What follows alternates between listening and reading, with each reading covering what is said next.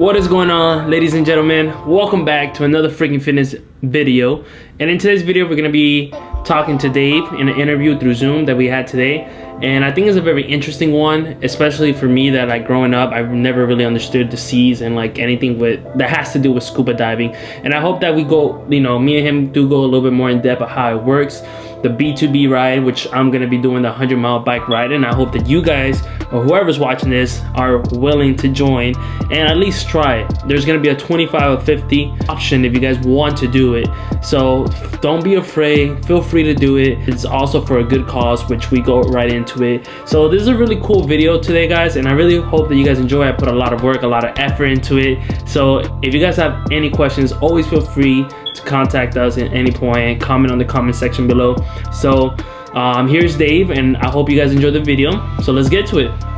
First, I want to know a little bit about yourself. So can you please, tell me who you are, where you come from, where you're doing your studies, and all that stuff.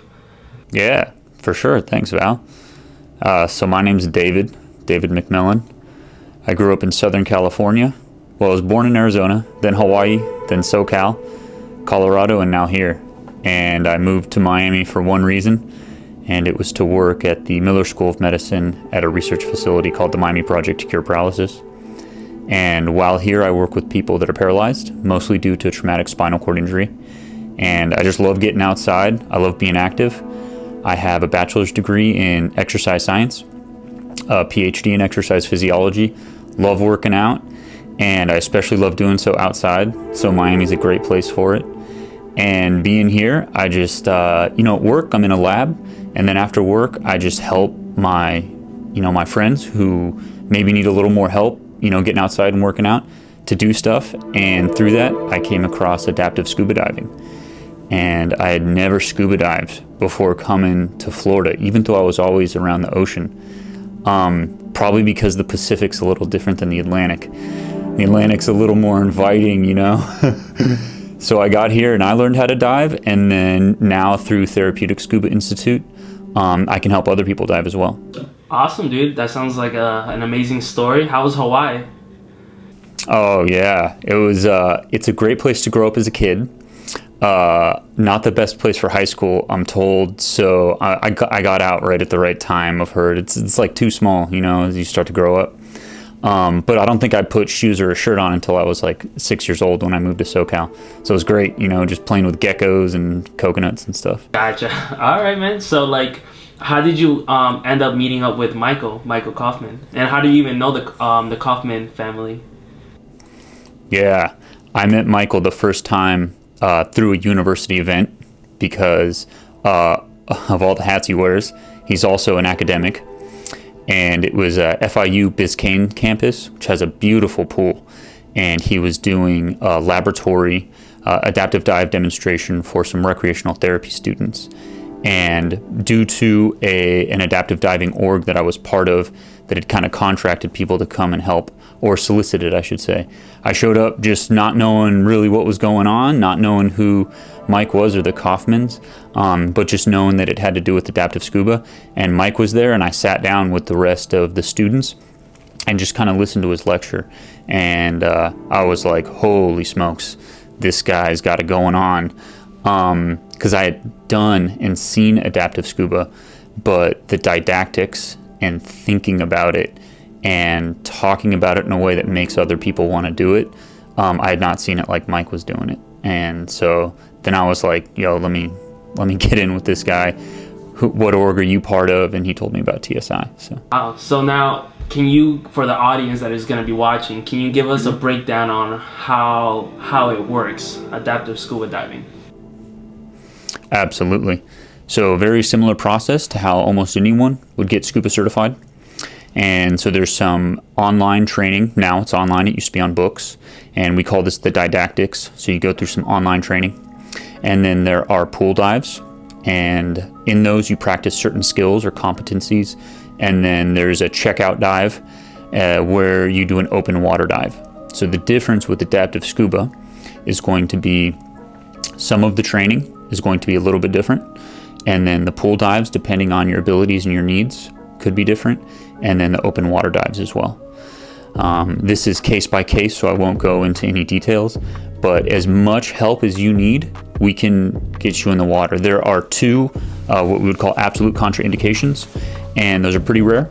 And if aside from those, it's amazing the people that can get, you know, in the water and do the diving, even people that require full assistance. So one of the things we'll do is, if you can do all of the skills required, the competencies they're called in scuba, and you have a disability, you'll get the same checkout certification as someone without a disability, because it's abilities based. But if you need help, then there's different levels. And usually the most difficult part is getting on and off the boat and in and out of the water. And once you're in the water, water buoyancy is canceling gravity, and it's a beautiful, you know, gravity-free environment. And there's a lot of trust involved, right, depending on your level of abilities, but we can make it work for almost anyone. So what about for the people, like, believe it or not, we're in Florida, surrounded by beaches, but a lot of us do not know how to swim. So what would you recommend for those people? Like, do they go and learn how to swim first? Do you guys help out with that kind of stuff? Does the equipment itself help? Can you, like, elaborate on that? Yeah, for sure. So I was a college aquatic athlete, right? And I think it was actually bad for me at the beginning of scuba. So I don't think that being a great swimmer is a necessary requisite to being a good scuba diver. Definitely not. One of the things is you won't have bad habits. The other thing is you're going to be very conscientious and you're going to be thinking about the dive, whereas people that are super comfortable in the water, they might forget some things. Like, I used to just blow through my air because I would just motorboat my legs because I was used to swimming, right? So I will say this, you will have to know your equipment really well, and your equipment is going to do the work for you. One of the keys in scuba is to let the equipment do the work so that you can stay chill, so that your metabolic rate is low, so that you're not eating through your air, right? So I think, you know, a lot of people are thinking when you're scuba diving, you're swimming, but when you're scuba diving, you're scuba diving. And there are some minimum swimming requirements in case some gear fails at the surface or there's some current or something like that. But you'd be surprised what the equipment does for you. So obviously, if you're an adaptive diver and you can't use your legs, this is a little bit different. But most people are wearing fins. Those fins have so much power in them nowadays. They're amazing how much work they can do. And so if you just learn a little technique, and learning how to kick in fins is different than learning how to kick without fins. So cool, you're coming in as someone who's kind of like a water novice with no bad habits. We teach you how to kick in the fins and you're good to go. So don't worry. I have some really good friends that are really good swimmers that would probably say the same thing as me. Being a good swimmer doesn't make you a good diver. And I have a lot of friends who have been very hesitant about the water, especially pelagic, right? You just look down and it's just blue. It's intimidating. But, you know, you learn the equipment, you learn the skills, and you can get in, so. Dude. So, you know, so the next thing would be now the fundraiser. The goal is to get people out there. From my understanding, I heard there's from 25 miles to 50 miles, all the way up to 100. I've never bike ride. The only time I bike ride, I'll be honest with you, is in the hood. I ride around in the hood, and that was it. I was young, but I haven't ride for 100 miles for, like, as a race or even just getting there, you know? So I would love to get more of my freaking fitness people out there. What do you recommend for either training purposes? If they're like, is it too late, or should they start off at 25 miles? What do you recommend? But first, you know, because I'm getting ahead of myself, what is the fundraiser for, and when is it, and can you explain on that? Yeah, absolutely. By the way, I ride through the hood every day on the way to work. I feel you, man. Yeah, because I commute to work on a bicycle every day. Yeah, and I ride I live in Liberty City. I go straight through Liberty City in Allapattah, and it's the best place to ride a bike because, one, everyone knows about bikes because they have to ride them because they might not have a car, and two, the cars are chilling. I used to live down in Coral Gables. Everyone in their BMWs was just like ripping, right? Like, and in the hood, everyone's just like, whatever, there's another cyclist. Yeah, all right. Anyways, that was so you know a little bit about riding, so. Yeah. I think, okay, so Bike to the Beach is the primary fundraiser that we have for TSI's main event every year. So TSI has a mission that is more than just events, but we do have a big, it's a summer camp that we do. It's 1 week in the Florida Keys, and children, youth with disabilities come to the Florida Keys and they go scuba diving. And we want them to be able to bring their families because it's a big family bonding experience with the youth. And if they have siblings, we want them to bring their siblings because it's quite common if there's a family with multiple children and one of the siblings has a disability, especially a severe one, and the other one doesn't, there can be maybe some disconnect and maybe a difference in attention that's given. So we like when both kids can come and both can be at camp. The kids come, there's usually between, I think it's 6 and 8 of them, and we know them pretty well. They're reoccurring. Sometimes the families, we try to provide all the support. This is the only vacation that they get the whole year. Some of them are quite low income, not able to travel, or even if they're making a normal income, they're spending so much of that money on the disability itself because of the way our healthcare system is oriented. It's unfortunate. So Bike to the Beach, all of the proceeds go to Camp Open S.E.A.S. That's the name of the camp. And Bike to the Beach, we have a team within Bike to the Beach, which is a broader nonprofit event. And our team is Team Camp Open S.E.A.S. So that's how you can find us. And if you join the team, you come, you ride with us any distance, and your registration, all the proceeds go to us. And any money that you raise through your fundraising through the site that you'll make when you register, that'll also go to us. So thank you so much. When it comes to distance, I always say this is a charity ride, not a race. So I hate racing actually, because I ride every day with my commute. I'm just trying to get somewhere, right? So we're just trying to get from Miami or wherever your starting point is to Isla Mirada, right? Like we're not racing. And one of the things I love about this event is actually as the different distances go, you kind of pick up the next distance as you're going. So if you start at the 100, you pick up the 50 milers and then you all ride as a group, and then that group picks up the 25 milers and then everyone finishes together like it's a big party, right? So even if you start at the 25 miler, you're gonna be part of Camp Open S.E.A.S. Bike to the Beach team when everyone finishes together. And that's how we do it. This year, we're gonna have some really special riders with us. Carrie Grusin, who has tetraplegia, and she has a team. She does a bunch of endurance events, and she's going to be hooked up to a bike, and she's going to be traveling with us as one of the racers, or sorry, participants in the event. She's used to racing, so I always say that with her. And we want to all finish as one big group. We might have some people on arm cycles who start, with us toward the end of the ride. And yeah, we all finish together. So if you don't have a bunch of experience, there's definitely enough time to get comfortable on a bike. As like an avid cyclist, I would say number one thing, just check up on the maintenance and make sure things are good there. But in terms of fitness, if you're with Freakin Fitness, you're probably good to ride the 25-mile ride anyway. So jump in there. And if you want to go longer, like my dad will be here, he'll be riding the 50. I'll start off at the 100. Anyone doing the 100 will be going the whole way. So yeah, please. I'm gonna try 100. That's the goal. Oh no.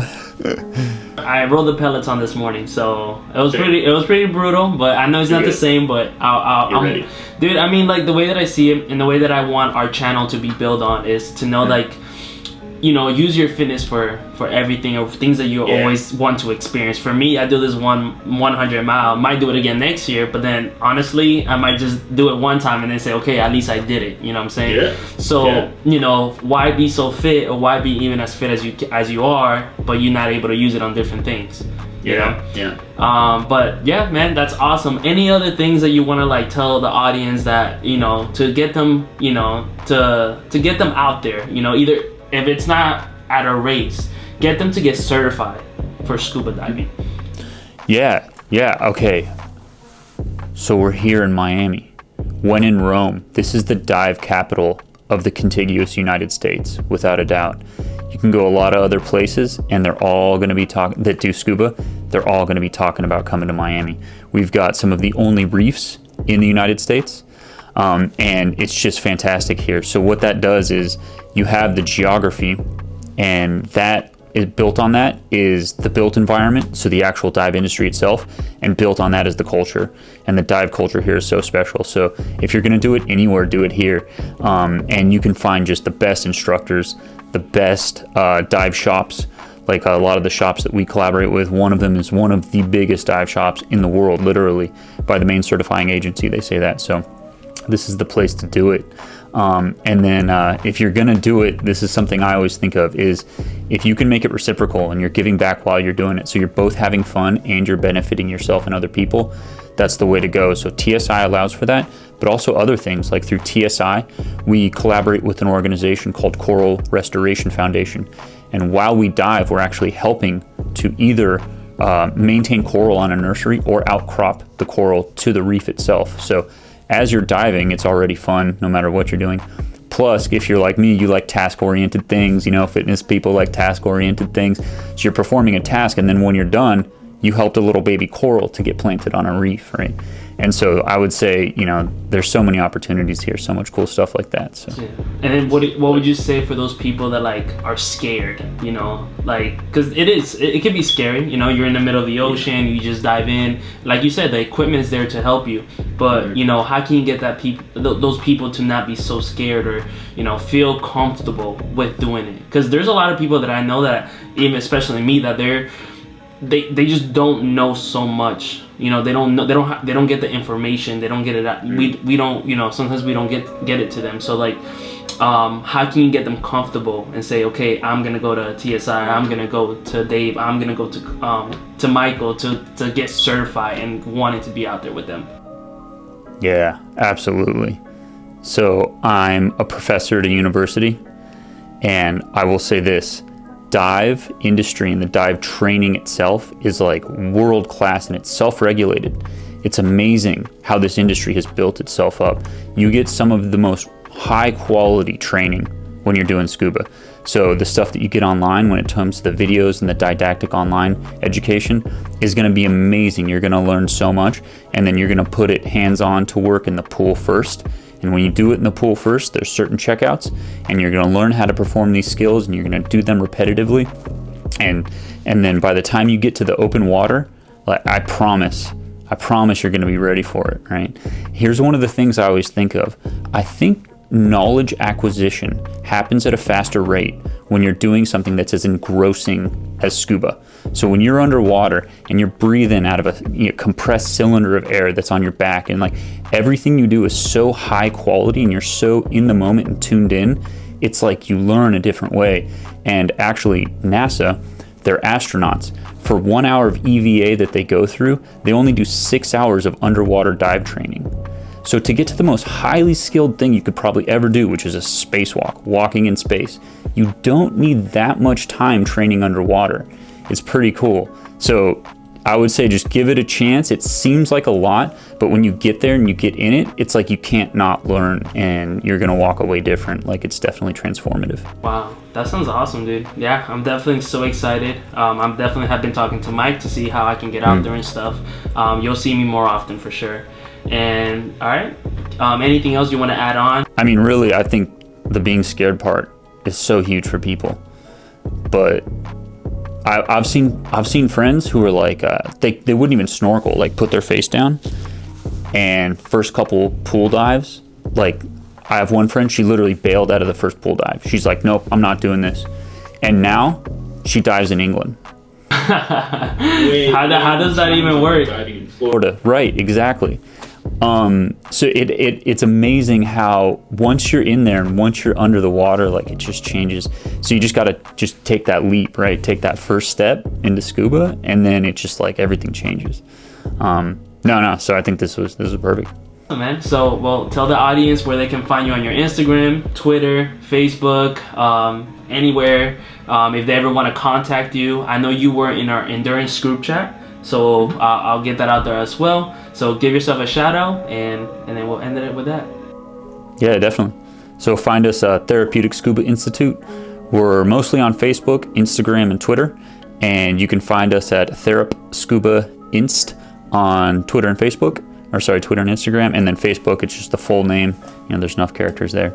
Yeah, and then if you guys want to find me, you know, you can ask Freakin Fitness for my cell. You guys can share that, or just DM one of the channels, and I manage those, so you'll get me. So I hope that you guys learned a little bit of what we talked about today. It's really cool, really dope, something new, something unique, something that most people don't really know about, and something that people can probably look into, and maybe you never know, it's something that you can fall in love with, and maybe you do it more often. I am definitely someone who's gonna go into scuba diving, even though I'm not the best swimmer. I can just get from A to B, just never, you know, maybe never floating, or I just get nervous. So like, this is definitely a cool experience to have, and something that you can just say, I just did it, you know? So like, I hope you guys enjoyed the video. If you guys did, I really appreciate you guys. Don't forget to like, subscribe, and I'll see you guys in the next one. 3, 2, 1.